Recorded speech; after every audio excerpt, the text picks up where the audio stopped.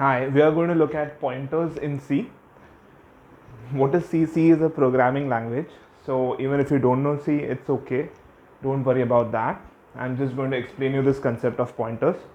Before that, we will just look at a normal variable. Okay. So let's say we have a variable int a equals to 10. Okay. This is how we declare a variable in C, C++, Java also. In Python and JavaScript, you don't have to specify the data type, but here this means that a is a variable of data type integer and a has the value 10. Okay, so what happens when we declare a variable inside the computer? Internally, what is happening is a is 10, so some value has been given. 10 is the value, it is called as constant, and a is the variable. So somewhere in the memory, maybe it's the RAM, that's where it's stored as of now, so don't worry so much. So somewhere in the memory this number 10 is stored.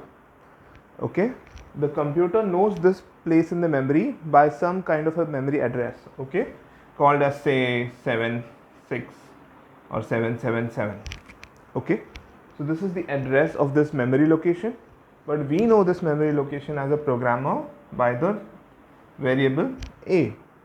So name of the memory is A and address of the memory is 777. Memory name is A and address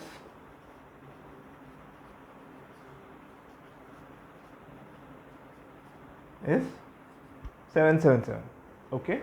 So now what I can do with C in C and C++ is I can control this variable by using another variable. Okay, so I can do that, like I can remote control, I can change the value of this 10 so that a has a different value altogether. Okay, I can do those things. And how can I do that is with the help of pointers. So let me write a basic program here in C and I'll show you what that exactly means. Okay, so first of all we have to do hash include std int main. There is a space between int main, but it's not visible. Int a equals to 10. Now I'm going to make a remote control. I'll call it as a pointer. Okay, so I'll say int asterisk p. Okay, so I have declared my pointer. This is how I declare it. I put asterisk before it, and then I say p equals to address of a. Okay, now p has the value 777. Okay, so p is pointing to this address. Now what I can do is I can just do p equals to p plus let's say now I want to use this p, this is a remote control, I want to use p to change the value of a, so I can do that. So I can just do asterisk p equals to asterisk p plus 10. Okay, and then I can just print out the p. Print f, I can print out a's value a. So now when this works, you will see the output of a has become 20. A has changed from 10 to 20. Now I'll explain you how this works.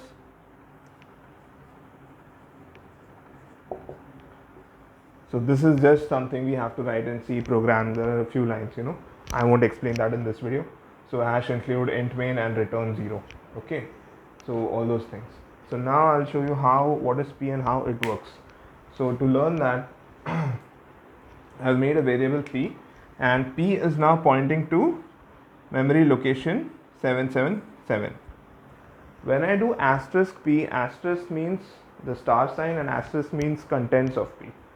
Okay, so asterisk p means this value 10. Asterisk p means inside the box.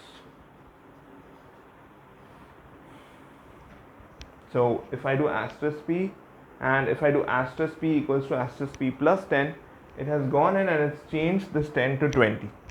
Okay, and that's why the value of your main variable a changes to 20.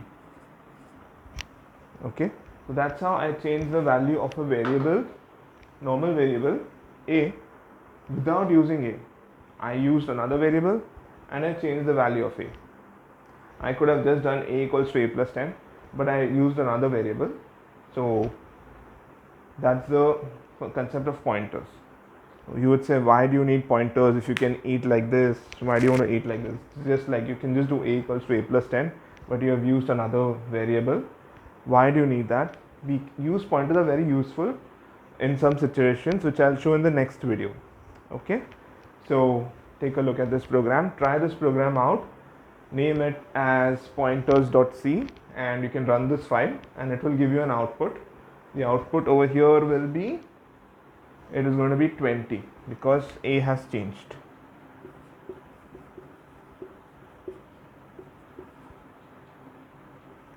Okay, good, enjoy.